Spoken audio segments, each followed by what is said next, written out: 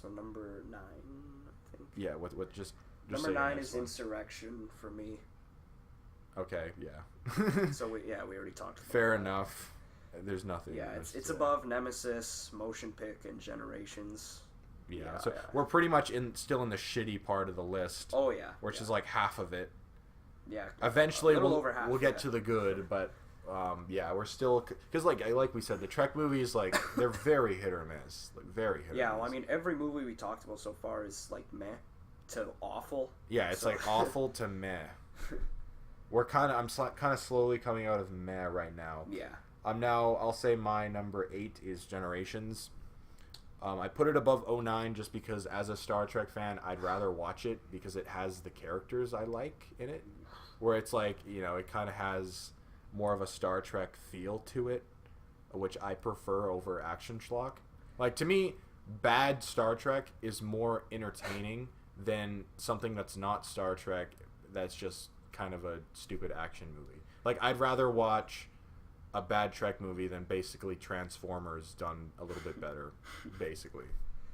So yeah, it's just like, again, I'm not going to defend this movie. It's bad, but I think it's more it's not a better movie at all, but I think it's more entertaining than the other ones that I've put lower on the list. That's fair. Yeah. Number 8. My number 8's Into Darkness. Okay, yeah.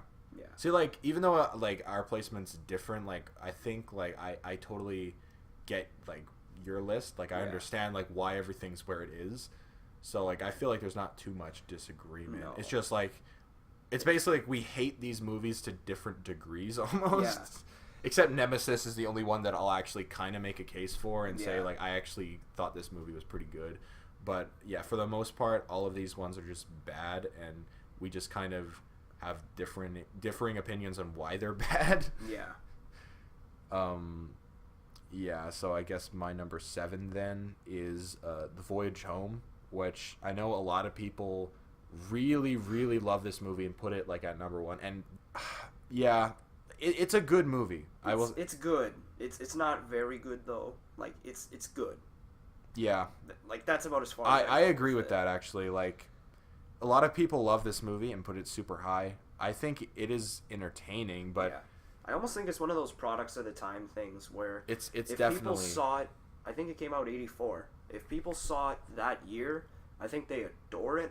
But I think as time goes on, people are like, it hasn't aged very well, I don't think. Like, I mean, the whole Save the Whales thing is cool, and like the time travel aspects, where they go back to San Francisco or whatever. See, that's the stuff I really like about it. That's cool. I think there's some funny moments, like... Oh, yeah, like especially with Spock and Kirk, where... LDS, double asshole to you.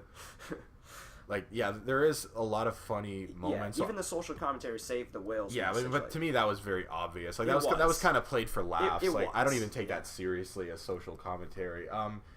I still stand by that. I think the movie is good. Like it's good. Yeah. I'll watch it, and I think it's like it's almost just kind of like a wacky episode of TOS, basically, where it's like a time travel thing. Kind of feels like City on the Edge of Forever, but not nearly as good. I mean, yeah, it's kind of in line with a lot of our lower things, except it's better made and it's more watchable. I don't have any, like it's quite a bit. The thing more about watchable. this movie is I don't have any problems with it really. It's just I prefer my Trek to be a little bit more serious, and I know that sounds snobby, especially coming from someone who fucking loves the original series and thinks Arena is a masterpiece of television.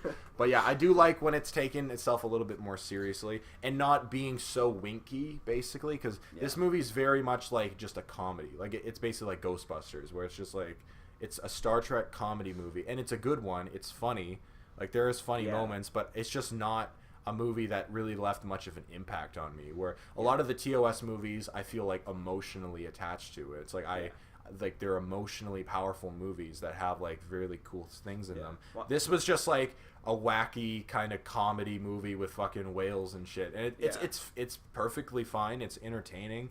I think it's a good movie. I can't say it's a really good movie. Like I don't understand when people put this like in their like top number 5. 2 or number 1. Like ugh. Yeah, I mean, it's a good movie, but it really feels like they tried to remake City on the Edge of Forever. Except with no dramatic elements. Yeah, with no dramatic elements. Yeah, City on the Edge of Forever is fucking awesome. But, like, yeah, this movie... I mean, it's funny, it's good, but it's just like I just. It's good, not great. I think is the best way to put it. Will like. It's another Trek movie that I won't see myself going back to all that often. Even if it is the most lighthearted of them all, like it's because it didn't leave much for me to like. It's like come back to. It was funny and it I was love good, these. I love these characters and I love them just kind of fucking around together and it feels kind of like, fun in spirit and just having a goofy old time. But I think this is the one where Bones goes to the hospital. I think. Yeah. Like, that part was funny. Yeah, I remember that. But I mean. I don't know. Like at the end of the day, it's good. Like we said, it's good, not great. I think it's very overrated. That's about as far as it goes for me. Yeah, there's not much. I wish I could say more about it, but again, there's nothing I don't like about it per se. It's just kind of like, yeah. Yeah, well, I mean, I guess you could say the love story is like. I thought that was decent. Like, yeah, I don't know. I enjoyed that element. There's like pretty much nothing I don't like about it. I thought it was funny with the whales and shit. Like, obviously it was played for laughs. It wasn't meant to be taken seriously. And, a lot of people seem to think it was funnier than I did. Like, I did laugh, but yeah, I don't know. It's just weird to see how much people love this movie. I definitely give it credit for going outside the box and doing something different. Making a comedy. Like that, yeah, a Star Trek comedy. It was just in a movie form. There's obviously episodes that were more like Deja Q or whatever. That's more like comedy centric. Yeah. But it's like it was cool to see that in a movie.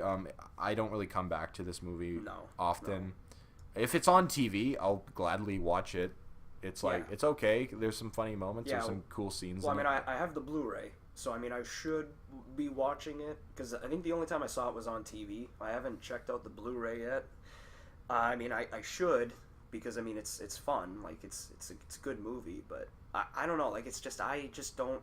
This movie doesn't attract me very much, and I think it's because, like you said, it's not really dramatic at all. It doesn't have any emotional resonance at all. Like it has some social commentary, but it's not really. It's not. It's played for laughs. Like it doesn't take itself seriously, or it doesn't really try to say anything interesting. It's just like save the whales, haha. Isn't this weird? Yeah, but I mean, as we said, it's always a treat to have this cast. Yeah, this dude, crew. Shatner is amazing in this movie. Like, there's so many great like zingers and I love Spock in this movie. Like him in the modern day world. Like and Nimoy did a good job directing it too. Oh yeah, Nimoy directed this one. Yeah, for sure. Yeah, directorial wise, it's very competent. But I just think it's overrated. But it is. Yeah. There's it's fun. It's totally cool. So what's your next one? I think we're at 7 now. My number 7 is 09. Star Trek 09. Yeah, I think we've said all. Yeah, that's totally fair. That's kind of like just you're still in the part of the list with the not so good movies. Middle of the road. Like it's like right in the middle of the pack. And like about half of these movies are good and half of them are bad. Mm-hmm. So like now we're kind of entering into the good shit, like the fucking light at the end of the tunnel, like hallelujah, we're free at last type thing. Yeah. So next up I have Nemesis, and I think this is the I know I put really fucking high. A lot of people are gonna like hate the fuck out of me just for putting this over Voyage Home. Shit. For putting this over Voyage Home, a lot of people are gonna be like, how fucking dare you? But like honestly, I'd rather watch Nemesis than the Voyage Home. I'm sorry. Number 6 for you? It's number 6. Holy shit! Look, the Trek movies aren't that good. Like most of them aren't that good. I'm sorry. Like I'm not saying Nemesis is an amazing movie. I'm just saying I'd rather watch it than The Final Frontier, the motion picture, Into Darkness, Insurrection, 09, Generations, and The Voyage Home. Surprisingly. Hell. Jesus. Well, come on. Okay, half of those movies you agree are terrible, and then there's a couple of them that like you just don't dislike as much as me or whatever. Yeah. You know. Yeah, I mean, even then, I don't know. I don't know about that one. What would you? That's a stupid question because obviously you are putting movies over it already. 09 ST4. Yeah. I don't think it's that crazy. Maybe I'm insane. I feel like I feel like I'm gonna have an experience where I watch this movie again. I'm like, holy shit, this is actually really shitty. Again, there's fucking horrible, horrendous shit in this movie. But I thought it was fine. You're gonna have my Batman Superman moment where I'm like, Jesus Christ, this sucks. Yeah, where at first I was like, it's pretty good. It's pretty good.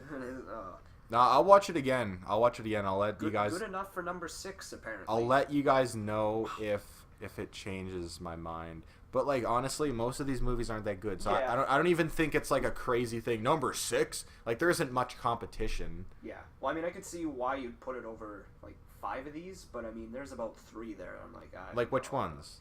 Star Trek 4, '09, and Into Darkness. Fucking. I would say that those 3 are No, better. no. Like, Okay, yeah, oh. technically better, but like entertainment wise, Jesus. nah. I don't even think that's crazy. Voyage Home, maybe. Maybe I should have put Voyage Home over Nemesis. But I like Nemesis. Like I just enjoy watching it more than the other ones. 09, because Nemesis doesn't piss me off as much as the other ones. Like there's bad elements, but it doesn't like piss me off. Like it at least feels more like it's trying to be smart and trying to do something that's not just a generic action film. Like there's more intrigue to it than the Abrams movies. I really fucking don't like the Abrams movies at all. You just hate him that much. And the Voyage Home just did nothing for me, for the most part, other than a couple goofs and gaffs. But like Nemesis just did more for me. Where again, I'm not going to defend it. It's not a great movie, but yeah, most of these movies aren't fucking good. So that's where it goes. Number 6, and now shocking. Now I think I don't think it's that shocking though. Like there's like 3 movies you'd say are better than it, basically. Yeah. Like we're like 3 movies apart in this one, and it's the fucking J.J. Abrams movies. Yeah, separating them. Which my hate for those movies It's just strong. is so strong because it's not Trek and it's like fucking it pisses me off. So I have a real pet peeve for movies that don't try very hard and just want to do generic action schlock, because it feels like there's more that I appreciate from like a creative standpoint in Nemesis than the other ones, and it feels like it's in the Star Trek universe, where 09 and Into Darkness don't feel like they're in this universe that I love. So yeah, I don't think it's that. Yeah, well, I mean, maybe I'm a little bit insane, but I don't think I'm that fucking crazy. Well, I mean, that idea kind of happened with me and Kong this year, where Kong was just kind of like bleh. Like it was just action schlock, and I kind of wanted to be a little bit more. Exactly, than that. and that's what the Abrams movies are. Yeah. But Nemesis, even though there's elements that are horrible, and from a technical standpoint, the Abrams movies are better. It just has more creatively that I appreciate, so that's why I put it at number 6. Yeah, I can't agree with that. But we'll move on from that. I think we're on 6. My number 6 is Star Trek 4, The Voyage Home. Okay, yeah. Yeah, again, it's another good one. It's kind of shocking that we're at the 6 out of 13. And we're Star still Trek like, movies. it was okay. Yeah, honestly, I never really thought about it, but most of these movies really aren't good. No, not at all. Again, like, Trek works way better on TV. Like, it does, yeah. There's episodes of Star Trek that are, like, masterpieces, and fucking I just love all those series so much, but, like, the movies just aren't that good. Like, that's why the best of the movies feel like episodes, kind of, because it feels like you could have put that on TV, and that could have been a Trek episode. It's just given a bigger budget. Yeah, so that's Star Trek 4. Really, there's only 5 of them. Like, the top 5 are movies I just really love. Yeah, I would say that too. Okay, so I'm on my number 5 now, and that is The Search for Spock. Finally, a fucking really good movie that we can actually... We're on number 5, and we finally got one. You agree this is a great movie? Yeah, I do. Okay. Whew. Fucking did it. Took you guys fucking long enough to get there, but we're on a good movie. Search for Spock is really, really fucking good.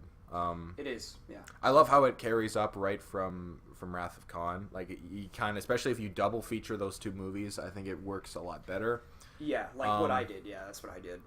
I think I recorded all the Star Trek movies one day. I just plowed right through them, except motion picture, but I just plowed through them. The emotion of the movie you definitely feel, like just the friendship of Kirk and Spock and him. I like how the whole movie's about him going rogue, Kirk, and like I'm stealing the ship, taking my crew, and we're going to find my friend. You know, right? Like fuck you guys. This is something I need to do.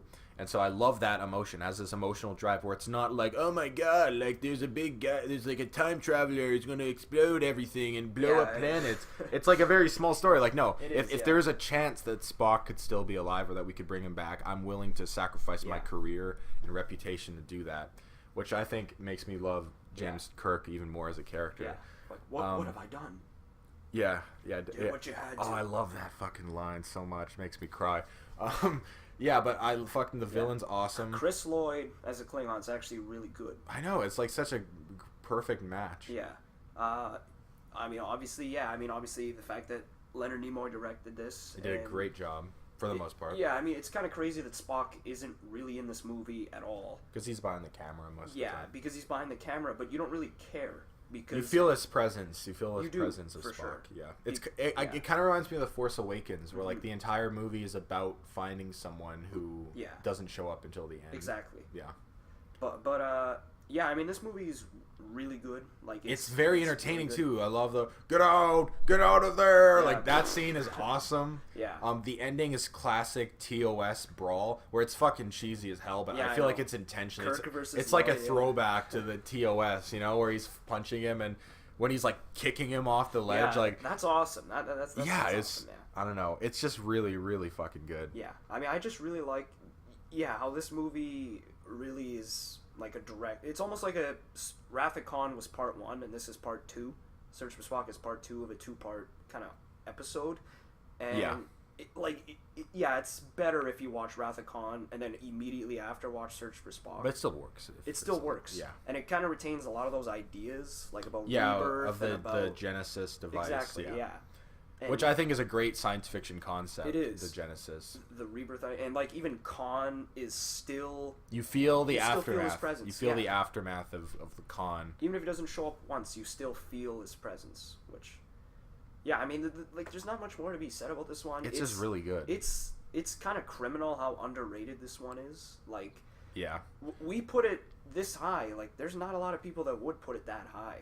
On Yeah, the well, list. because people, I think we need to address this, is people have this fucking stupid idea of the whole odd-numbered / even-numbered Trek. I mean, Right, look, right. there's some parts where, like, I can kind of see that pattern panning out, but, I mean, like, just because, it's odd-numbered, so that means it's bad, it's like, no, that's it's fucking not stupid.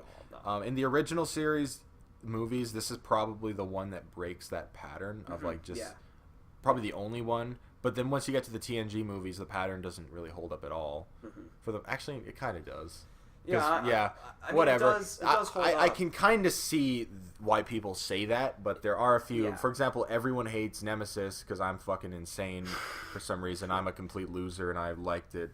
But most people fucking hate Nemesis, and it's Yeah. it's number 10. That's an even number. So Yeah, well, I kind of think that people do unfairly judge Search for Spock, where they're like, oh, it's odd numbered, so it kind of has to fit my narrative. yeah, And I mean, yeah, like that odd number thing is kind of true. Like a lot of the odd numbered ones are the ones that are the worst of. yeah. But Search for Spock completely breaks that. Like it's really good.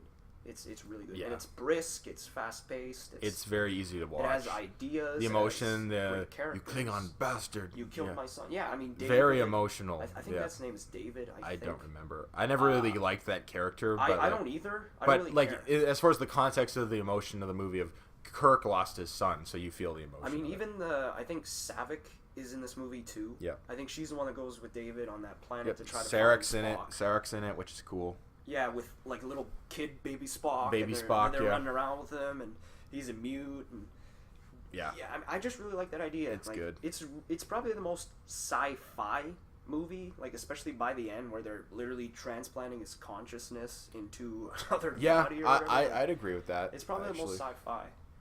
But I mean, yeah, it's really good. I really like it. Yeah. Okay. So who's My it's my your number turn. 5 came out last year. It's Okay, Star yeah. Trek Beyond. Woo. Yes, yeah. Okay, first of all, this is like the first Star Trek movie that we were both fans of Trek for the most part, or like we at least like we knew each other by this point, and like Yeah. we saw the trailers when they first came out, and so we kind of experienced the build up to this movie. Yeah. And I remember when the first trailers came out, it was like, oh my god, like this looks horrible. And I think if you haven't seen that first trailer, like go back and watch the Star Trek Beyond first trailer. It's Yeah. like the Fast and the Furious, where like they're showing all the shittiest parts, like painting this movie something that it's not at all. And I'm like, oh my god, this is going to be shitty. It turned out to be pretty fantastic. Yeah. Well, I mean, I was not a Trek fan like at all when the trailer came out, so I watched it and I was like, oh, whatever. It's generic sci because I didn't know what Star Trek was supposed to be. Yeah. But then I ended up seeing that movie in the theater and I was like, yeah, I don't know. I didn't really like it. And then I saw it again when I was a Trek fan. And I was like, wow, this movie's actually pretty fucking good. I was a big Trek Like, it's fan when I pretty good. saw the movie, but like I still didn't really care for it that much the first time. I don't know if it's just like I had a different expectation Yeah, I think for I was it. just pissed off or something.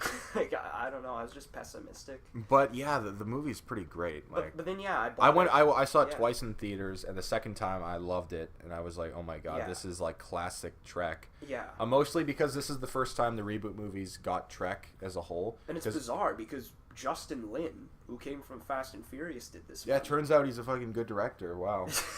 You wouldn't get the vibe from the Fast and Furious movies. Yeah, and I mean the craziest thing about this movie is it was a quick. Like they made this movie quick. Like I think it was shot in like 8 months, or it was completed in like 8 or 9 months or something like that. Like they shot it in Vancouver, I believe, and yeah, they made it really quick.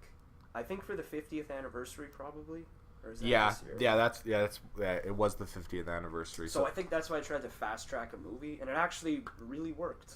And um, and yeah, this is the first movie of the reboots that actually has great action mixed with great character stuff and the great character drama. stuff is so well And done. great Like themes. just the Like, premise. The premise isn't just bad guy wants revenge. I mean, there's elements of that, which is the shitty part of this movie. Yeah, but for the most part, it has a premise of like they're trapped on a mysterious planet. Feels very episode like it's an episode of the show.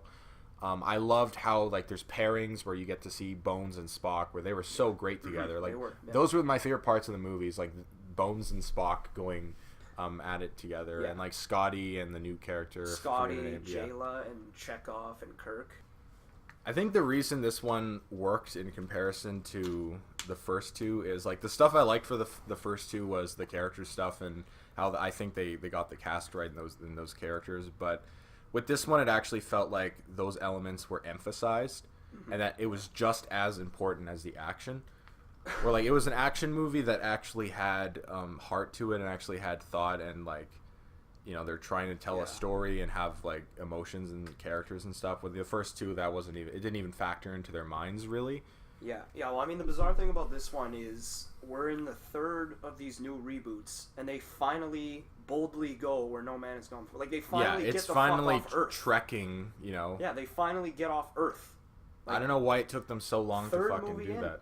Third movie in, and on that point of new aliens or new species, the new character Jayla is quite good. She was really she's good, Really yeah. good, yeah. Great. And it really makes me want to see a fourth Star Trek with these characters to see where Jayla goes and to see where this new reinvigorated Trek goes. I think we should make a video about that, We like should, just about could Star Trek 4 happen. But Yeah. yeah, I don't know. It's just Because- I love the yeah. concept of the movie. I love how it looks. I love Yeah. all the stuff on the planet's the best I part love, about the movie. Yeah, that stuff on the planet's amazing. Like, a lot of that character stuff happens there.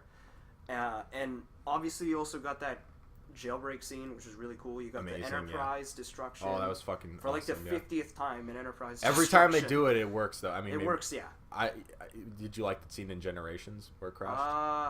Yeah. I like that, yeah. It was alright, yeah. Yeah, so like, yeah, I don't know. It's just really good. I love how they handled the Leonard Nimoy thing. He died in real That life, was sadly. perfect. That was And the perfect. way they used it as a character thing for Spock, where he's now coping with the idea of Yeah. death and facing his Exactly. mortality. Yeah. And that was so like it's just so emotional how they did that, and you know made Yeah, made even- Leonard yeah. Nimoy's death meaningful. Yeah, as far as even Kirk was dealing with mortality a little bit too at the beginning in that bar scene with Bones. yeah. Where he's discussing his age and his birthdays and how it doesn't really matter. Which comes from Wrath of Khan. It comes from which is- Wrath of yeah. Khan. Yeah, I don't know. I really liked the Spock thing because it actually felt kind of emotional, even though it was off screen. Mhm. It was just mentioned because this is like the Mr. Spock, like from the original series, from the Prime Universe Yeah. that has died Yeah. in canon officially. Which that's like, Where he's making logical quips like that is horse shit. Like yeah, he's that was making- hilarious. Yeah, Yeah, like so he's- Spock was yeah. on fire in this movie. I He think was. he was So one of was Bones. Like Bones actually is in everyone, this literally movie. everyone was like they Chekhov actually was used awesome, all yeah. the. I mean, still Sulu doesn't Yeah, get you. poor John Cho. Yeah, or Uhura, like those two don't really, because they. Yeah. What do you do with those characters, really? But like all the main ones, like. Well, even Sulu had his little, like now he's gay bit, where it's just like he ran to his thing. And it's like, Which was that's pretty nice. heartwarming. It Yeah, was that's nice heartwarming. that like they actually finally have an official LGBT character in Trek, even though you could make arguments as I have before in DS9. But like, yeah, exactly. but yeah, it was cool that they did that. I think it makes sense as far as Trek goes. Like that needs to happen. There needs to be diversity or whatever. Yeah. Not to sound like an SJW, because I know how fucking much people love those SJWs on the internet. Yeah. But yeah, the movie's just really Yeah, good. I mean, it's far and away the best Abrams movie, but it kind of succumbs to the same thing with the villain, where it's like the I villain think was lame. The villain at first, I think, is cool, and Idris Elba does a great job at first. But then as he becomes more human, obviously the point was to get less intimidating, but you also care less about his character. Yeah, as the movie goes and on, then it's when they like- did the big twist, it's just like Yeah, doesn't feel, and it's like yeah, okay. like at first you're like, wow, this guy's actually kind of interesting, and then the movie goes on, you're like, no, he's not interesting anymore. I didn't really like. He was okay at first just because of the performance, but I hate when Trek, like, or really any movie, just does the safe villain where it's just like a big guy going, I'm a bad guy. Yeah, exactly. And that's what that was. And I fucking hate when they do that. Like, the best Star Trek villains are villains that are just so unique. Like, Khan was unique. Like, he wasn't like this fucking, like, I'm counting on it, Lieutenant. Like, Khan was just like a weird fuck. Like, he was just super weird and fucking out there. And so, like, I loved him for that. And Q was so fucking, like, crazy as well. And Gul Dukat, all the best Trek villains, like, they're different. It's not just, I'm counting on it, Lieutenant. Yeah, but I mean, I'm a bad guy. I mean, just as a stock bad guy, though, I think He was did a fine. good job. He was fine. But then the movie went on. I'm like, yeah, they tried to make him more than a bad guy later on, but it's just you just don't care. Yeah, I mean, but that's like the only issue with the movie. The characters were great. It actually had the spirit of Trek and exploration. And mixed with although the it Justin still Lin still movie, doesn't have the science fiction element, at least not featured as strongly, but like you know, it doesn't have to be in everything. It got the characters right. It is actually an entertaining movie as opposed to 09 and Into Darkness, which is Michael Bay. Instead of it being a dumb action movie, it's a smart action movie. It is, yeah. And it has more of the Star Trek spirit, and you feel like it was actually written by people who are actually Star Trek fans. What a fucking crazy concept that is. So Simon Pegg did a great job writing this script. It's awesome. Yeah, I mean, it's like the perfect blend. It's what 09 and Into Darkness should have been, where it's the perfect blend between modern day action movie and old Trek movies, where it's like it has the ideas, but it also has the awesome action scenes. I mean, it's really well done here. Like, even that sabotage part, which I laughed at. At in first, the theater. I thought it was bad. I Like, laughed I at it in cringed the so theater. hard. Honestly, the scene's pretty great. I have to say. Yeah, I've watching come it again, around. it's I've like, come. it's pretty good. I've come It's around pretty to good. it. I love that one shot where you have Kirk going, "Nice choice." Like that shot is awesome. Like that. I don't know. It was cool. Yeah, I mean, overall, the movie's just really I think, entertaining. Like, it's really good. It's a little bit too action heavy for my taste. Yeah, well, that third act where he's like hopping around. Yeah, it went Yorktown too or far. whatever. Where it was like it got too bloated by the end, and even the Enterprise destruction, that scene's a bit long for my taste. I don't know. I was fine with that one. But, I like, that one, Yeah, it's just the movie had it where it counts. Like there's stuff that I like. I feel like with this movie, like they were never going to make like an old school Star Trek movie ever again. It wasn't going to happen. So this was almost like a meet you halfway type thing, where it's like they give us the things that we like, and they give the people who are on board from the first two Abrams movies the things that they want to see. Exactly. Sadly, it didn't do very well in the box office, which I don't fucking understand at all. This seems like it should have been a home run. I mean, it did good, but it didn't do home run type numbers. Like it's. I mean that's the sad thing, is that it's kind of a smart-ish sci-fi movie, and it doesn't do that well. Like it's kind of sad. It happens a lot. I mean, I just hope that Star Trek 4 happens. Like, I just hope it happens. I don't care how well it does box office. I don't think. I mean, it might happen. It might. I think it's very possible, but I'm not like counting. I'm not counting on it, Lieutenant. Yeah, well, I mean, that's the thing. Is also the cast is starting to get pretty expensive. Like, Yeah, I mean, Chris Pine. I'm Chris a Pine's movie an star. A-list I'm in now, Wonder Woman. Like, Zach Quino kind of plays the same character and everything. Like, he was in American Horror Story a while ago where he played, like, some gay fashion designer or something. Like, he kind of plays the same character and everything, so he's not really a superstar. But even Zoe Saldana, like, she's in Guardians. Yeah, and those two are the only ones that are really, like Sulu's just in Harold and Kumar. Chekhov's dead now, so... Yeah, Chekhov's not doing much of anything these days. Oh my god, someone's gonna get so triggered. Poor John Cho, he's just that Asian Harold guy. and Kumar. Yeah. Even though he is great in Harold and Kumar. Yeah, okay, So was that my choice? Yeah, it was. No, that was my number 5. That was your number 5? Yeah. Okay, so I'm going number 4, and my 4 is Beyond as well. So. Okay. Yeah, my number... Oh, yeah. So we already talked about Beyond. Yeah, we both really like it. It's really good. Top 5 material. Okay, so now you get to go. Number 4 is Search for Spock for me. Okay. That's totally understandable. Yeah. It's... Because I look at that the problems in Beyond, I'm like, there's like one problem in Beyond. I can't really see many problems with Search for Spock at all. Like... Yeah, it's pretty perfect. I mean, I put it above Search for Spock just because I think it's more entertaining. Where it's more brisk and kind of like... I don't know. It's just a more entertaining movie in my opinion, but I think there's less wrong with Search for Spock. But yeah, both I could put those movies in any order. Really, at this point, we're just in the golden shit where I'm just fucking loving each one. Yeah, it's just a wealth of gold. Yeah, and we took like I'm surprised actually. Like I never really. But putting this into perspective, like how mediocre most of the Trek movies are, it's pretty shocking. Like there's only 5 of them that I think are genuinely great pretty movies. Good, yeah, really good. Yeah. There's a few that I think are like good, not great, like Nemesis and Voyage Home, and then there's a whole bunch that I just think are bad. Yeah. Okay, and then I guess is it my choice now? Yeah, number 3. Number 3 is First Contact. That's mine. The movie is so much fun. They finally got the Next Generation right. I mean, not finally because it was the second one, but like they got it right. It actually worked. They actually made a movie that felt cinematic. Yeah, like it's it's bizarre, but I mean it's really the only next gen movie that feels cinematic. Before I get into my issues, which even though this is super high, because I have so much fucking fun with this movie. It's really good, yeah. But before there are things I don't like about it, but you know it kind of gets canceled out by the wealth of things I like about it. But before I get to the negatives, just the positives. It feels cinematic. It's big. The Borg are fucking awesome in almost everything, and so they were great in this. Picard was like some of the best Picard moments ever. They will pay for what they've That done. whole speech was so epic. I liked the stuff with Data and the Borg Queen. It was really weird and bizarre, but it was good. I thought it was really cool. It was the best use of his emotion chips, for sure. Yeah, how he's like turning it off and on. Because he even had that fear element when they're walking in, like about to shoot up the Borg. And then he like flicks it off. Yeah. Like that was really cool.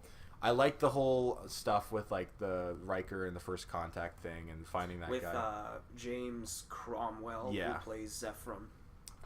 That stuff was really cool. That stuff was interesting. I mean, it was. Yeah. The movie moves along very fast, and you just get some cool zombie that's what I think. It's awesome that they made a zombie movie in the Trek verse. Yeah, which is really cool because it's essentially a zombie movie. With the Borg are basically sci-fi zombies. Yeah, and it was just pretty much look. It was going to be so hard to fuck up this movie. Putting the Borg in a movie is just like almost a guaranteed home run for me. Yeah, a time travel movie that features the First Contact. Like it's really hard to screw. Yeah, I liked the First Contact scene. The reveal that it was the Vulcans that gave the First Contact. I mean, obviously Jerry Goldsmith. I think his theme. Oh my god!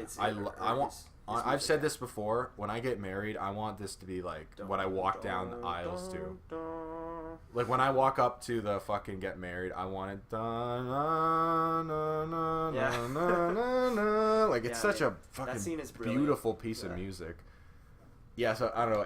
Almost everything about First Contact I love. The cinematography and Frakes did a great job directing this. Crazy. I didn't know he was that talented. The special effects are amazing. Like this movie looks incredible. Like I was shocked when I saw it. Yeah, most of this shit would hold up today. Like 100%. It does, yeah, 100%. So and even the action scenes are great. Like very well done. Very well done. Yeah. It also, I love, especially if you were a fan of The Next Generation and you watch the Borg story arc on that show and just how it carries onto pays this, off, it pays off a lot because it kind of rewards you for having seen The Next Generation, and it does. It kind of plays off of. It's basically a sequel to the Best of Both Worlds / Family, or like you know that sort of thing. I mean, the issue with that is they kind of ignore Iborg.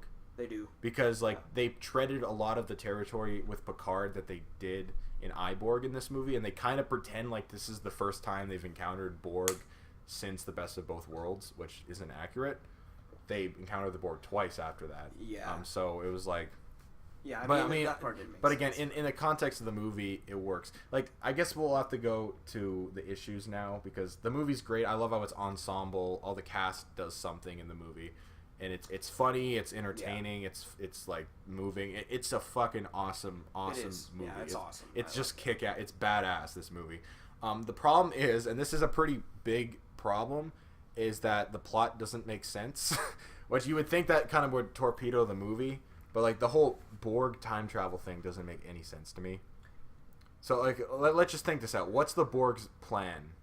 Like, so that like they want to stop first contact from happening, right? Yeah. And why? Because they want to get rid of humans, or they want to stop the Federation. They're sick of the Federation getting in their shit, and now they want to get rid of them. But my first issue with that is that kind of contradicts the Borg, where like they don't want to just get rid of people; they want to assimilate them. So their plan shouldn't be like basically the Borg are just being lazy cunts. Like no. Do a fucking full-scale invasion of the Federation. You don't be bitches about it and go back in time. No, because the Borg shouldn't be like, we don't want the Federation. They should be like, we want to assimilate the Federation. Like, we want them to be part of us because they have badass technology and shit. Instead of pulling a Terminator. Yeah, well, what are they doing? They're going back to, like, when humanity has been stricken by poverty in a fucking war. So, like, they're at their worst state. So, like, what's even the point of assimilating them? Are they even trying to assimilate, or are they just trying to erase them from the Star Trek universe? I think they're trying to just stop the Federation from happening, so they could assimilate Vulcans and humans easier, I guess. Okay, but then the problem with that is, why are they focusing on First Contact specifically? I don't know. Why don't they just go back to the beginning of time and enslave humanity when humanity starts? Like, why don't they just go back to when humans were cavemen and just start, like, assimilating them there? So like if they have time, so it just doesn't make sense. Why does it matter if First Contact happens if they can just go back before then? Yeah. And even like to me, the Borg, their plan shouldn't be like take the bitch way out and just like cheat and go back in time. It should be like, let's get a whole bunch of ships, practice for a few years, and then kick the Federation's ass. And that would have been a fine movie, like a full scale Borg invasion against the Federation. That would have been fine. They didn't take that route. I don't really mind that much. I mean, I can... Yeah, I don't really care. I'm okay with certain plot holes, things that don't make entirely sense. So, like, it doesn't piss me off that much. The other issue that people have with this movie, and I kind of share to a degree, is the whole thing that it kind of ruins the Borg in a big way. Where the Borg Queen, she was great in this movie. That's something we didn't touch on, is she was a fantastic villain. Probably one of my favorite Star Trek villains. The problem is it kind of ruins the concept of the Borg, where it just kind of dumbed it down to the point where now they just have a bad guy. Where it's like now there's a face. There's a face. That's so contradictory to what the Borg's supposed to be, where they are of one mind. They're trying to. It's basically one person. Like they're all the same, trying to gather as much, and it just kind of dumbed down this very interesting concept into like a stupid, like, oh, I'm a bad guy. Even though the Borg Queen performance was great and the character idea was awesome. Well, to me that isn't... I prefer like Best of Both Worlds Borg. And even when they first came on Voyager, at first they were kind of ignoring the Borg Queen on Voyager because like it's the Borg are just cooler when they don't have a queen, basically. Even though you could argue in the context of First Contact, it kind of helps that you have a villain, because then there's something that Picard can interact with and Data can interact with.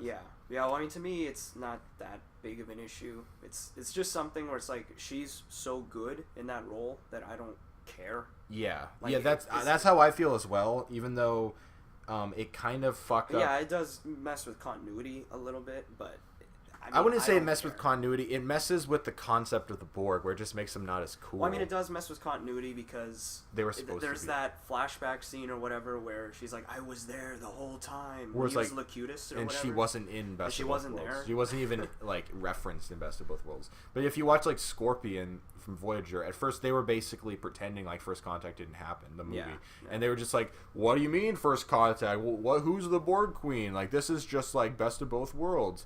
And then eventually they're like, "Okay, we should probably address the fact that this exists and this is in the continuity." And then Yeah. they actually started using the Borg Queen.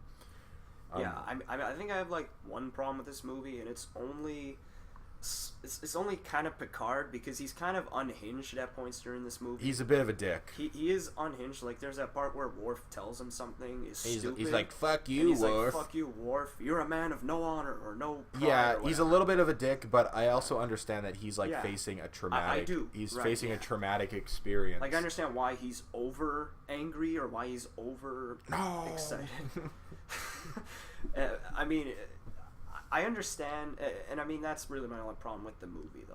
Like Picard is a bit out of character. Picard is a bit of a douche at points, and I don't like when Picard's a douche. Yeah, I know. Picard's not supposed like to especially be a to douche. Worf, where Worf's trying to tell you that you're a Yeah, fucking Worf idiot. is such a fucking cool dude, and Picard's Yeah. being a dick to him. Speaking of Worf, he's got the best line. Assimilate this. Assimilate this. It's such a cheesy line, but just Worf saying it is funny because Worf doesn't really have much of a sense of humor. No, like he's yeah. very serious, and I am a Klingon. But like, what to see him put out this cheeseball line, and just Michael Dorn's delivery is hilarious. So yeah, that was awesome as well. I mean, this is clearly the epitome, though, of the TNG movies, Oh, where yeah. I kind of feel like it shares a lot of the things where it's like First Contact isn't that deep thematic-wise or anything like that. Like, it's kind of just about how far a guy will go for his revenge. But, I mean, that's really it when it comes to the thematic element of it. It's just a really fun movie done right. Like, it's a really fun movie done right with Yeah. great action, great It's like characters. Beyond, where it's like It is, yeah. it's not a dumb action movie; it's a smart action movie. Yeah, like, and it's a zombie it doesn't go too far thematically, but I still No. feel like it has more Star Trek elements. Like It just does, yeah. the Borg in concept is a Star Trek thing. Yeah. It's a science fiction idea. It has time travel elements, so it is very much a sci-fi movie with is, with yeah. Star Trek themes. It is, yeah. But yeah, Yeah. it's watchable as a action movie. Yeah. And I feel like if you haven't seen any Star Trek, this isn't a terrible place to actually start. No, it's not. No. It's, Because pretty it's very watchable. It's very, very watchable. like, yeah. I mean, we'd obviously recommend watching some of the series first. Oh no, 100%. That's another good idea for a video is like where to start with Trek. Honestly, the Borg stuff is probably It's the best place. the best place to start. Like start with Q Who and then kind of go on from there and watch all the Borg stuff. Yeah. Maybe except the last one from Like, the Next yeah. Generation. But- But yeah. but like after let's say iBorg, watch First Contact, and that's actually a pretty Yeah. good way of getting into it. So yeah, do you think that's enough on First Contact? It's just really good, really, really good movie. Like it's. I think it's both our number threes. So Yeah. it's. And deserving. I'm sure our list is the exact same Oh, yeah. top three. Yeah. Number two, is it my turn or your turn? Your turn. Or yeah, well, not my number three is First Contact. So then you go number two. Yeah, okay. My number two is The Undiscovered Country. Yep. I Same thing. fucking love this movie so much. Yeah, this and movie and is awesome. these two, It the is. next two, are just like. They're like the classics. They're like the undeniable, like 5 out of 5 classics. Even though I've heard some people talk shit on 6, which I don't understand I don't at all. understand. But yeah, Star Trek 6 is just so incredible as a movie.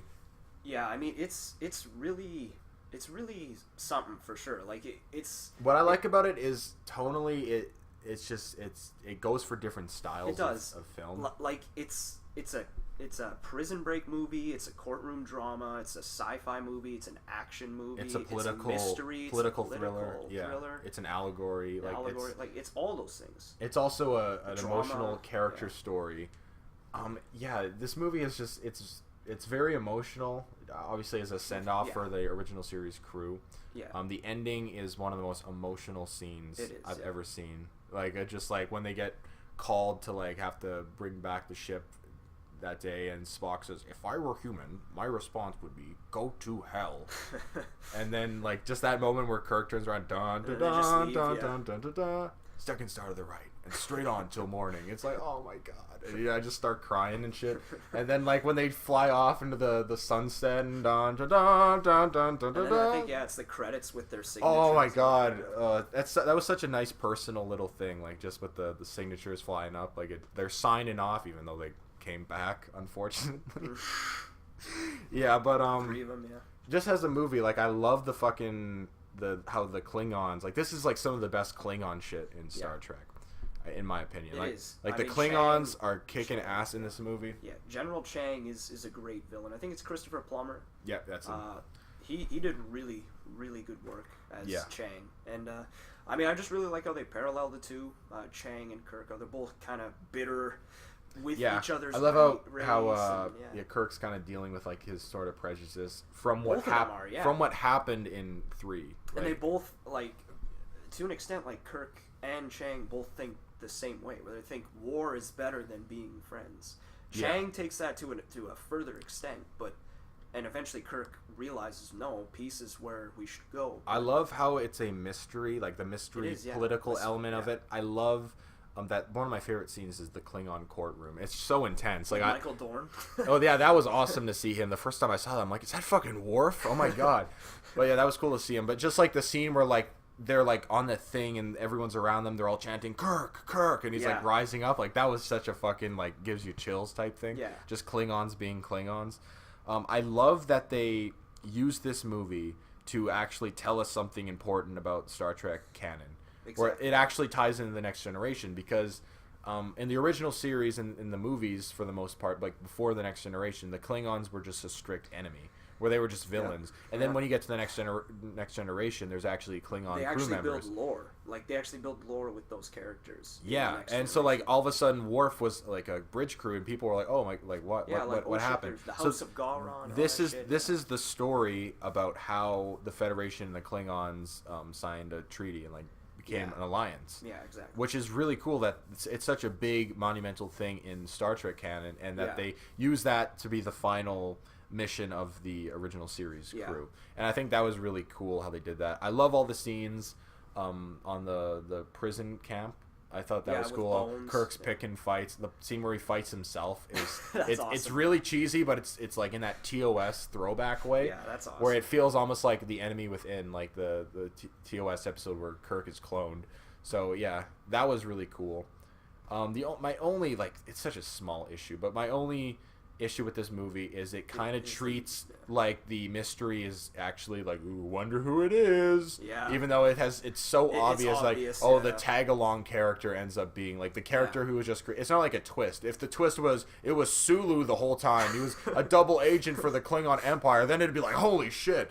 But it's like a character that was introduced in this movie. Oh, wonder who the bad guy is. Yeah. What a twist. Well, yeah, right, because Savick had been the Vulcan before, and then they Had got a rid of new Savick, one. and If then it was they got a new Savick, Vulcan. I would have bought that more because Exactly, she was yeah. introduced in like the second movie. Yeah, right. So yeah, I don't really like Yeah, that, that was very element. telegraphed. Whereas, yeah, I mean, I was interested while watching it. No, it feels intriguing. Just I love the scene where like they fire off and they're like, we didn't fire. Like, what the fuck's happening? Like, Yeah. we're set up. I love the scene where they go on the ship and there's like the dead bodies everywhere, and then it's like the blood is flying around. Like, that was cool. Well, isn't there that scene where Spock is like acting like he's sleeping, and then that's how they catch her? Yeah. Yeah, like even that scene's pretty good, but yeah, it is extremely telegraphed.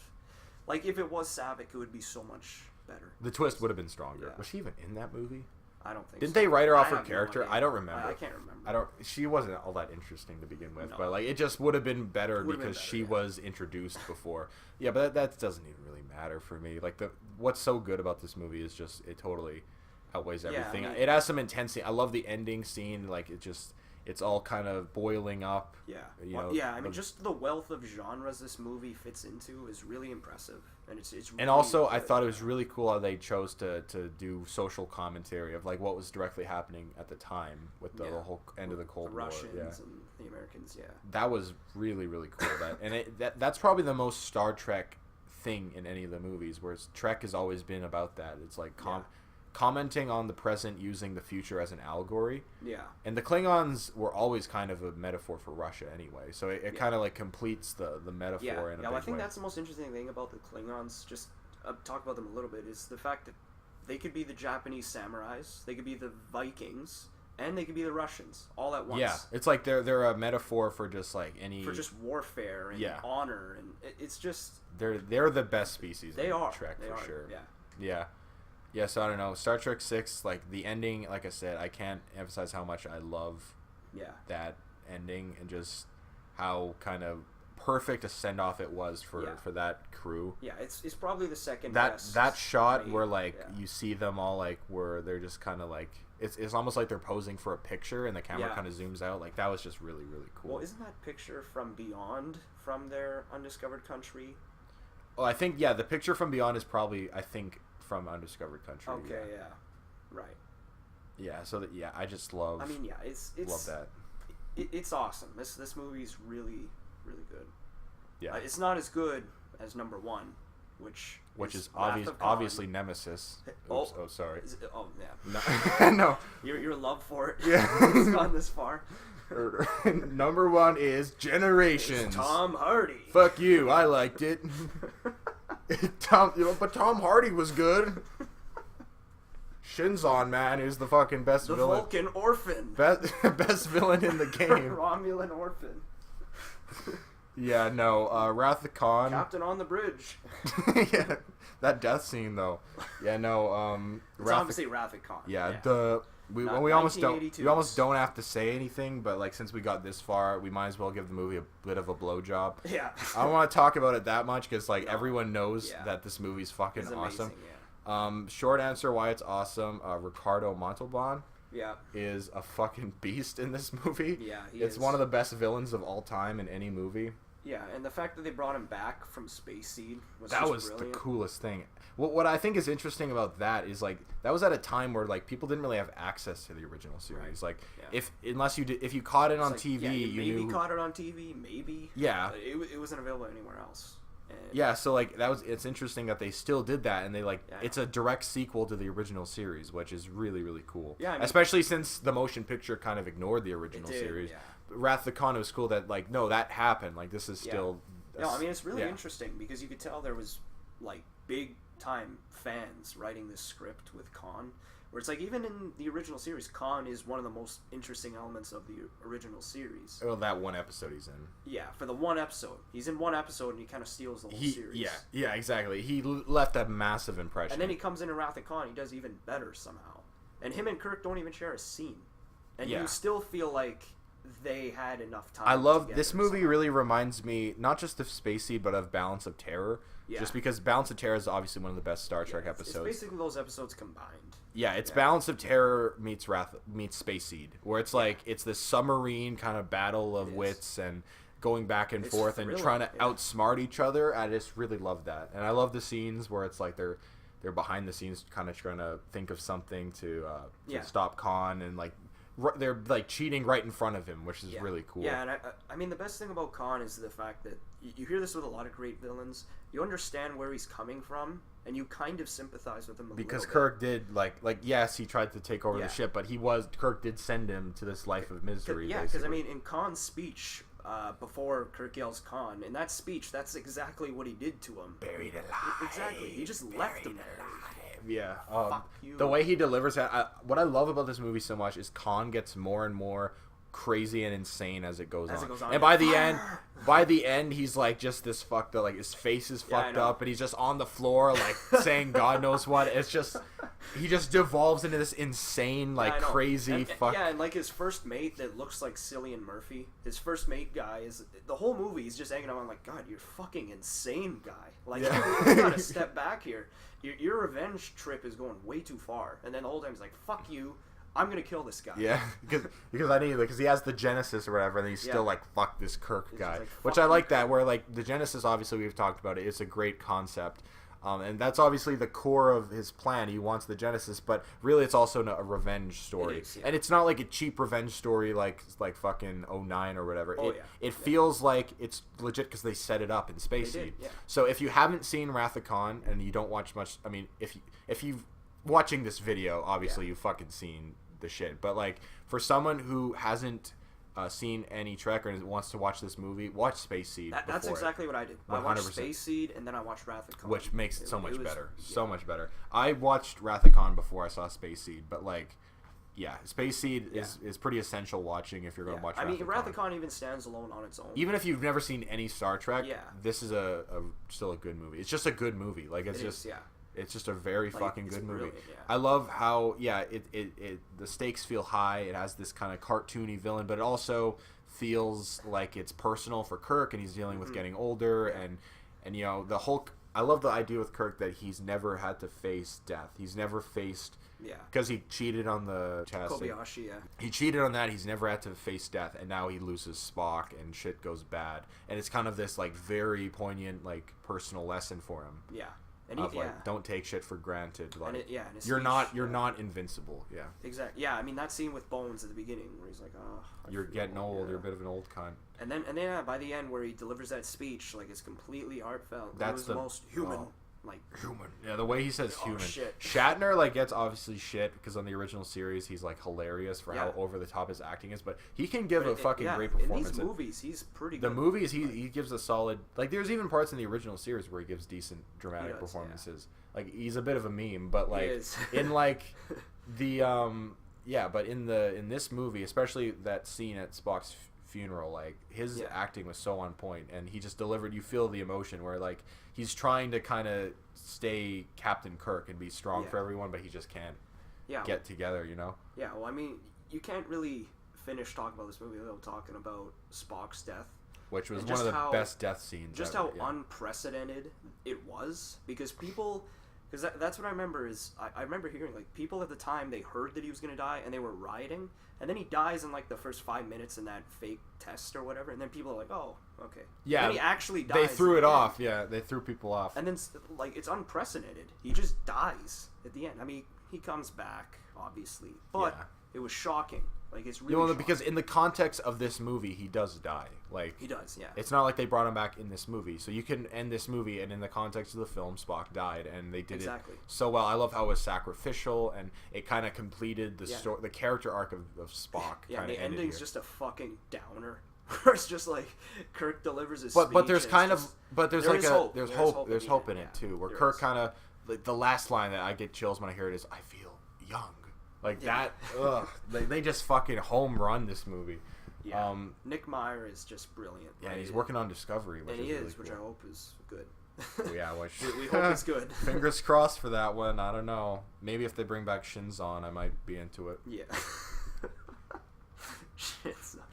Yeah, the Amazing Grace though, when they shoot off Spock, it's just Yeah, the it was best. like with the, The best. bagpipes. I am and always shall be your friend, or I have been. And yeah, I know. Yeah. On the glass, like oh.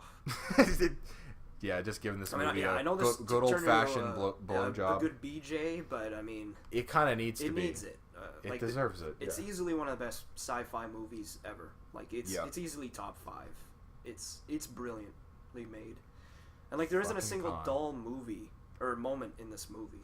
Like it's Yeah, it's 100% fucking perfect, pretty much. Like Yeah. I can't think of a single thing I don't like about it. like I can't believe they introduced Khan like half an hour into this movie. Like he gets introduced that late. His presence but is so his great. presence is so I grand.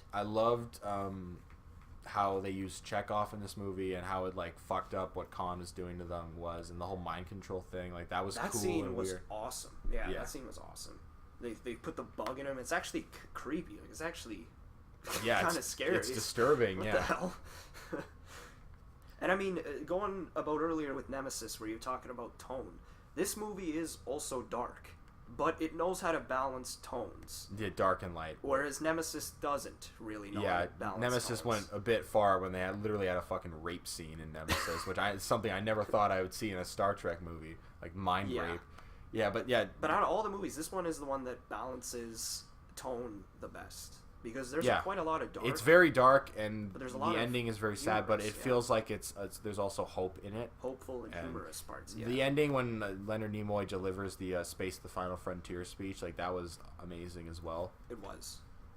I mean, Yeah, so it was just a total fucking smash, and yeah, so that's all I really need to say on Wrath of Khan because everyone knows the movie's great. It's like Yeah. it's like talking about very popular. It's like saying why The Dark Knight is good. Like or it's like saying, "Oh, pizza's great." Like we all know pizza's awesome. exactly. You don't need to say. You don't have to fucking But still, since we reviewed all of them, we need to. I mean, we gave it a good BJ, and we feel good. Like we feel good after it, so. Yeah, like I've said a few times here, I'm surprised how many of these actually aren't that good. Like when you really get down to it, Star Trek just works way better on TV than it does in movies. Yeah, like half of these are pretty bad. Yeah. But the top 5 are great. Search for Spock, Beyond, First Contact, Undiscovered Country, and Wrath of Khan. Those movies I can watch whenever. And then like there's other ones I like. I like Nemesis. I like Voyage Home. And then everything below that is kind of the shits. But for most of these movies, there's like something I can say I enjoyed in it. And I needed to be a completionist to watch all of them. So I need to see 5. You need to see 5, and we will watch that. We'll have to watch that one of these days and just do a commentary. We'll just let the audio run and just watch the movie. And you can sync it up to your thing. Do one of those. That one's going to be a doozy. But yeah, I guess that's all we really got to say. I guess, yeah. God.